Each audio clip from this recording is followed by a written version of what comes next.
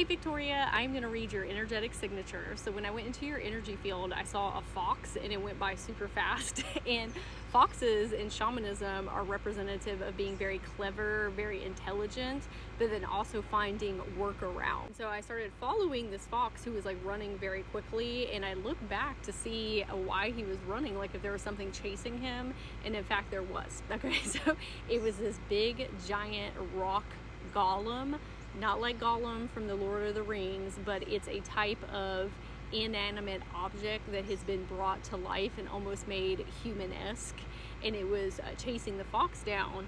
And the fox, turns out later in your energy reading here, is a different timeline version of you. Okay? And it looked very much like the foxes that we have here on Earth.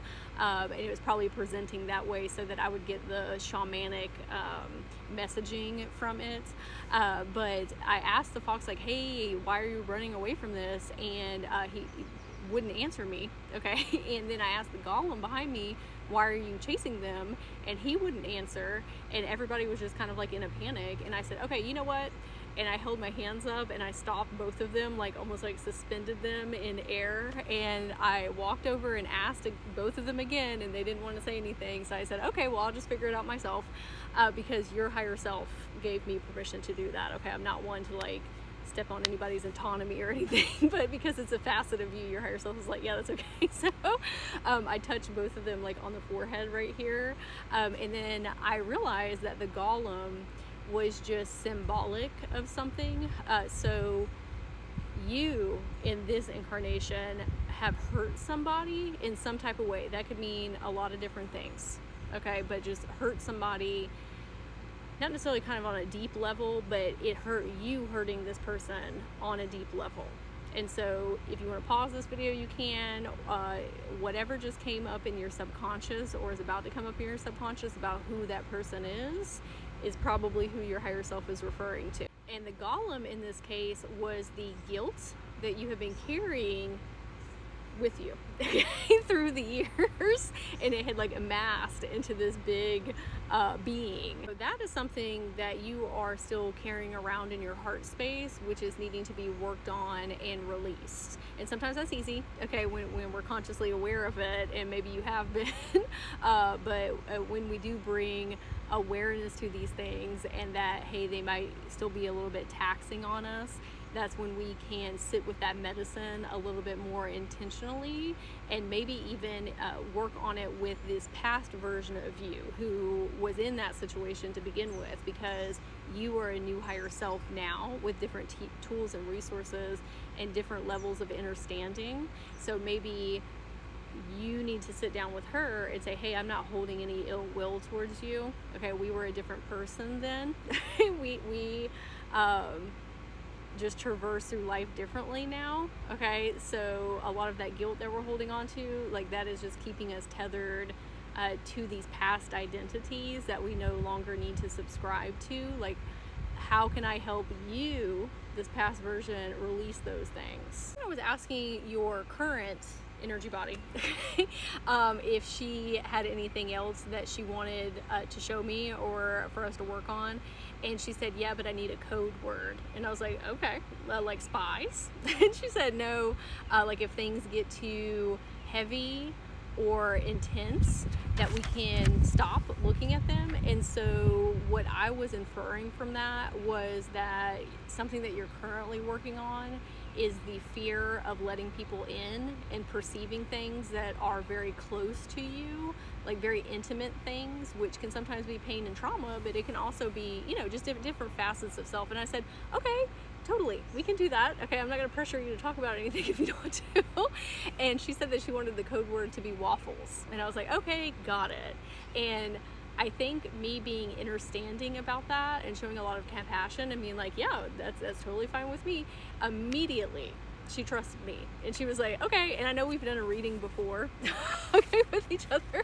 But because this is a different version of you that was coming forward, especially in tandem with what we talked about previously, it just, she needed that permission slip to like move forward, so that she could trust me. And so as soon as I said, okay, I got it, waffles, we went into a forest. And so when I was walking, I saw a door. It was like a portal, and I walked through it. And as soon as I did, there was all these beautiful flowers in this big field, and I felt like Dorothy and the Wizard of Oz walking through all of the poppies. And then your different timeline version was there again, and it was the same fox, but she didn't look the same. She was more like human-esque. She almost looked like the fox from Robin Hood, the cartoon. I think her name is Miriam. If you want to go on Google and type that in, she wears like this really pretty handkerchief. And so that's what she was looking like. And she told me, she was like, hey, come with me. And so we started walking through these flowers, and then all of a sudden we shrank down really small, like teeny tiny, like the grass was like super huge that we were walking through. And she took me to this rock, and she said, I want you to put your hand on that. And I said, okay. And I put my hand on it, and then all of a sudden the rock started parting. It was a façadal rock, like a pretend rock, if you will, because it was actually a what I thought was a portal, but then later she told me it was a wormhole, not like the squiggly worms, like a wormhole of someone being able to blip in and out of different places and spaces very instantaneously. So then we went through the wormhole, and then we came out on the other side, and I looked up, and we were in a different dimension, and there was this giant castle in the sky. It was so beautiful, like huge, very ornate. And I said, oh, do you live there? And she said, no, that's where the elves live. And I said, okay. And she said, this is the place that I was looking for when I was searching for a magical home. And the reason that she was here is because, we didn't get super deep into it, but something adverse had happened in the dimension that she was living in. Like there was like a lot of inner conflict or something happening, and so she was searching through all these different places to find a new home to reside, and she wanted something that had a lot of magic in it and a lot of magical creatures. And then just super randomly she looked at me and she said, remind her to do her nails, like talking about you. And then she looked at her own, and I was like, okay, I will tell her. Like she didn't say anything else. And then we got back to our regular conversation. And she said that she wants to teach you how to find these wormholes. Once you learn how to find one, it can be any type, okay? Because wormholes go to a lot of different frequencies and places in the cosmos and the galaxy, a lot of different realms, okay? But she said, once you find one, it's very easy to lock onto others. It's kind of like me in this incarnation when I first found my first fairy portal.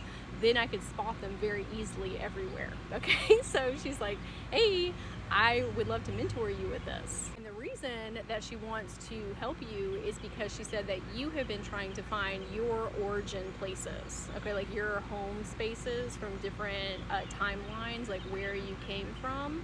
And she said that you have been feeling a little bit trepidatious about that, or your energy body or astral body, because this is not something that you necessarily going to astral project out of yourself to do, even though you could teach yourself how to do that, but it's more of an internal astral projection. But she said that you're a little bit nervous about that and doing it on your own, and that you've been needing a travel companion. And because she's kind of out here on her own as well, she said that she would love to partner with you and then share her knowledge and wisdom and help you get to these places and spaces. The way that you can do this is, one, finding that picture of Miriam from Robin Hood, the cartoon, so you kind of have like a way to depict her when you go in meditation, and asking her to come forward, and maybe y'all picking different planetary systems to go to, or different starseed locations like for practice, or I'm sure she'll have some suggestions for you as well, and going in meditation and practicing. And I want to thank you so much for letting me read for you, and I hope you have an amazingly magical day.